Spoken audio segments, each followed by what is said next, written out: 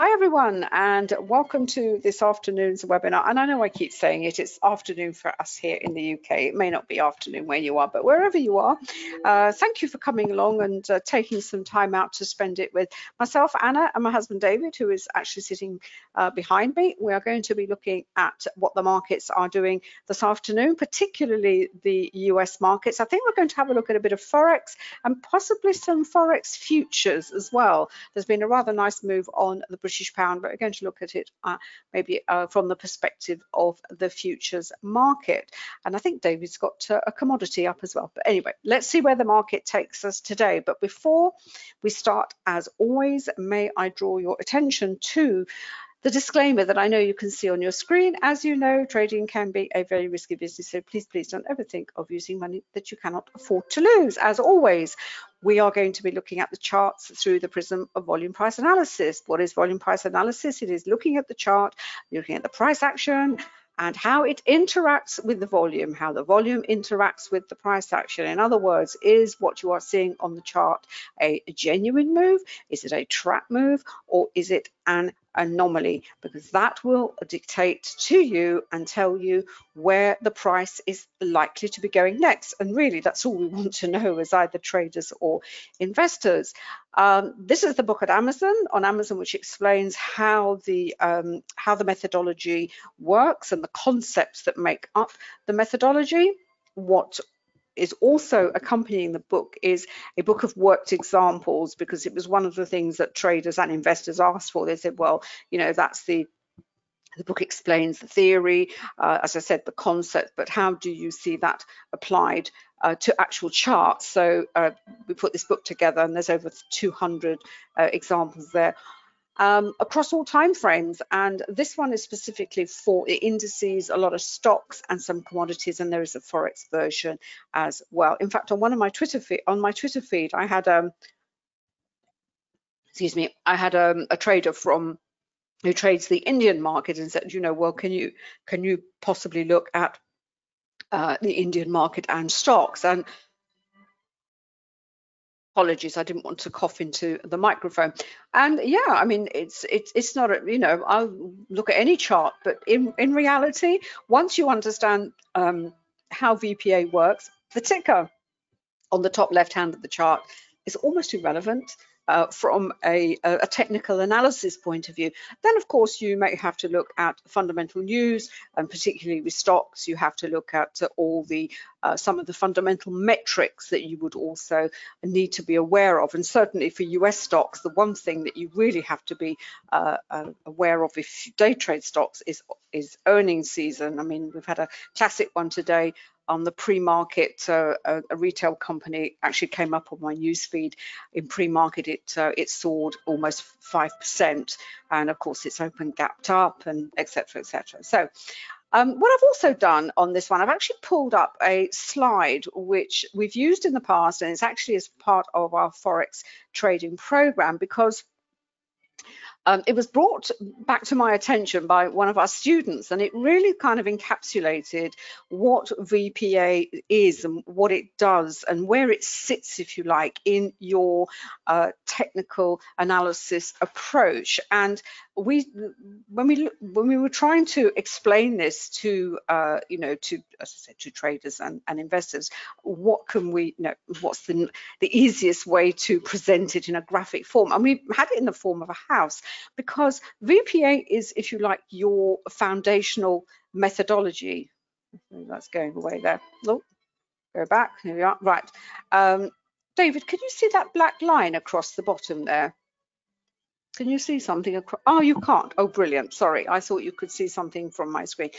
And that methodology is it's made up of 5 elements. Obviously, there's volume, there's obviously price action, but it's candles, candle patterns, and support and resistance. And I really can't stress highly enough the importance of support and resistance. It's those 5 elements that make up the complete methodology. And this is what we call your primary tools. And we call them primary tools because volume and price are, if you like, leading indicators. They are in real time. You see everything in real time. Those are your primary tools. Then you can add on top of that, to help you with your analysis, what we call your secondary tools of choice.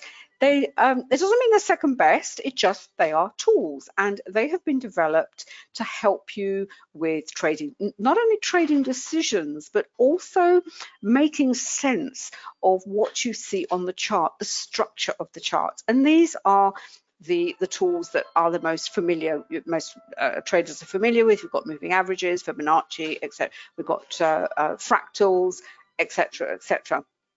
And overarching over the top is time. Time not only on the chart that you are looking at, but also in multiple time frames. Now, we've actually added a further layer on these. These tools here, as you can see, are fairly standard, and they're on most platforms. We have actually taken it one step further, in as much that we have developed specific tools to support the primary methodology, the foundational methodology, based on volume, but also particularly based on support and resistance, because that is a hugely important element of VPA. So I just wanted to highlight that today. It was in response to one of our traders who said he'd never really thought about it this way, and he just found it very, very, very, very useful. It was part of one of the videos which explained how you really have to understand how different indicators and tools work. And what I'm going to do, I'm actually going to show you what I did. I took some screenshots earlier in the session, particularly on the NQ. It was something that I had been following. There'd been some really interesting bit of a price action on the NQ, and in fact I've actually got the 3-minute chart here. We've got the usual volatility nonsense that we see at the cash open of the market, and we can see the racking about that we get, the whipsawing, the volatility candles that are triggered by that. What we mean by that is the average true range of that candle. The spread of the candle is outside of the average true range of this candle for this particular time frame, and it's kind of the market. You have to wait for it to settle, and it looks like it's looking to want to break away from what we call the volume point of control. This is one of our specific indicators where we look at volume and price over time. In other words, it's building a congestion phase. The longer it stays in that congestion phase, then when you get a breakout, you will get a fairly strong breakout. And it's also premised on one of Richard Wyckoff's laws, which is second law of cause and effect. I suppose if you say, well, how did you come to the 5 elements of volume price analysis? It really does owe a huge debt of thanks and gratitude to the work of Richard Wyckoff, and in particular his 3 laws. So that is what I'm going to look at in more closely is the NQ. I think David's got the YM, which is the Dow Jones, but I just want to quickly whiz through what's been happening on the news side. Just hold on a second, I'll be with you in a second. Apologies, we just had a lot of noise in the background that I wanted to sort out. Okay, quick look. Those of you who use Forex Factory, you may have got this message today. There seems to be some issue with Forex Factory. I've tried refreshing it, and for some reason in our jurisdiction, it's not working. So I've got financial juice up. What's happening? I think most things have gone through today, but we have some. Where are we on the 20th? I think we've got some Fed speakers coming up. We've had US building permits. Let's have a look. I've actually brought up the economic calendar at investing.com. I've actually filtered it out. There's, you can put in as much data that you like for different countries, but essentially here we are. Yes, as I thought, we've got some Fed speakers coming up, but not till later. But everything seems to have more or less gone through the market. But the one thing that did actually upend the NQ earlier on, and this is where I've got to have a look at my, because this is the price action is too far back on the live chart. Let's have a look. Here we are. This was the first one. Yes, here we are. This was the NQ back at, where were we? About 11:30 this morning, as we can see here. There was a really nice move up away from the volume point of control. The volume under this candle, it was a very widespread up candle, but not a huge amount of volume. This was a big candle again, bigger than this one, but the volume was enormous basically, and in a way it was kind of anomalous. Then it had the wick to the top of the candle, and in fact with the volatility trigger, so we had a couple of warning signs that possibly this was just some kind of maybe spoof move to trap people going, going to go long, as it were, because you had this very, very strong move, as I said, move away from congestion. You can see here the NQ had not really done anything for the the previous hour and a half, certainly not in this time frame. So the volatility trigger, and we had a classic reaction in as much that the price action simply retreated into the spread of this candle. Now what that means is, going back to support and resistance, the top, the high and the low of the candle then also become important levels of S&R themselves. So in other words, if this is the reaction you get, in other words, you get a congestion within the spread of this candle, then you have to wait for a clean break either in one direction or the other. So that was quite interesting. Where are we next? Let's have a look. Where are we? I need A, that's the one, just to follow it through. Now what I then did, which I thought would be quite interesting, because I was sent, I've sent a link a little while ago.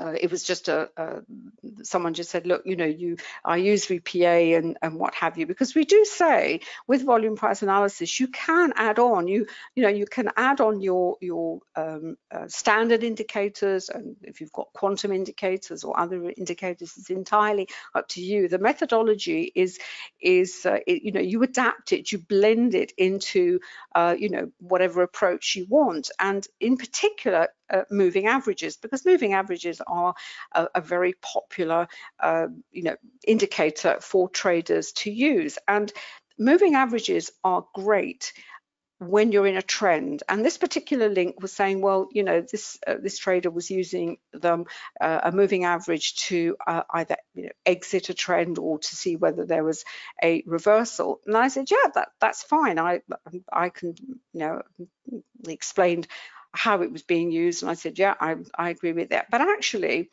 if you look at it, don't start with the moving average, but actually look at the price action and volume first, then the moving average is like more of a confirmation. It's not your first starting point. But the thing about moving average is this, is, as you can see here, when you have a congestion phase, this is what happens. They're really not designed for trading within a congestion. I mean, certainly when they're moving like this, they help to identify the congestion phase, but they really come into their own once the trend is underway. So once the trend is underway, what then? Well, as I said, this is what I try to explain. You then look at what is the price action, what is the corresponding volume underneath it. So as you can see here, we're in a very clear downtrend. We've got this big candle here, down here. If you remember, I said when we have a volatility candle and we have a congestion phase, we really have to wait for either a break of the low or a break of the high. Well, certainly with that candle there, it took it below the low of this candle, so it looked like it was going to break to the downside. When we have a very nice down candle with nice volume underneath it, then we have another candle here, and what's even more reassuring is that we had a very, very nice deep wick to the top of the candle and lots of volume there. So what's that telling you? That's going lower. Now what happens is you have an up candle and you think, oh goodness, is that coming to an end? What's happening? But look at the volume under that candle. It's very low, plus it has a wick to the top of the candle, so that's not going to go very far. This is just a pullback. We then have a further down candle, and which is great, and the volume is reasonable underneath it. But then it goes back into a congestion phase. So you had this little move after the break of the low of the volatility candle. And I actually wanted to track this because, as I said, it was really interesting from all sorts of perspectives. Now, the moving average I've actually got here is the 9 exponential. And the reason I use, when I do have a moving average on the charts, some of my charts, you'll see the moving average, some of you don't. I sometimes use the 200, the fractal adaptive for Forex. But the reason, if I am going to look at a moving average on the faster moving average, I will tend to use the 9. And the reason for the 9, it's one of the moving averages that is used by Ichimoku traders. I think it's the 9, the 26. What's the other one, David? I can't remember. It's 3. Maybe somebody can tell me, but the 9 is actually quite important.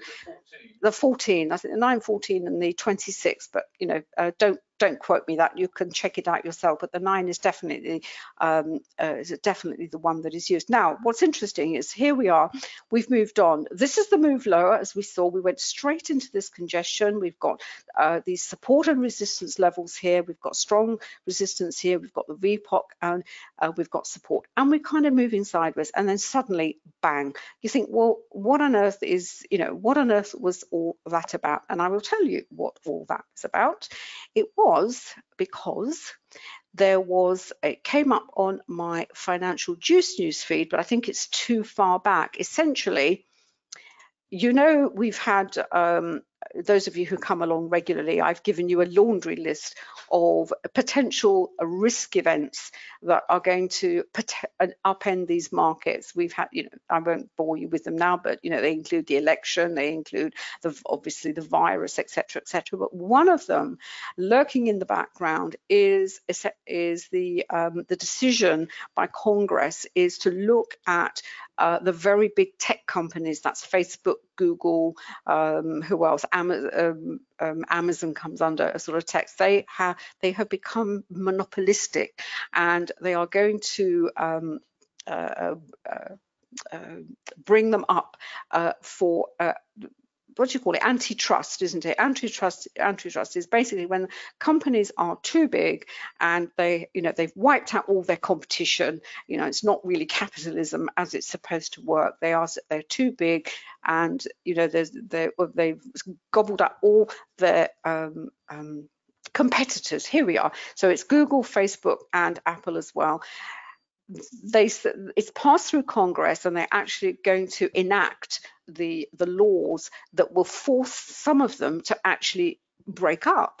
Now, that was it's been in the background for some time, but it came up as this is definitely going to happen. But there is a but in this. It really depends on who gains control of the Senate.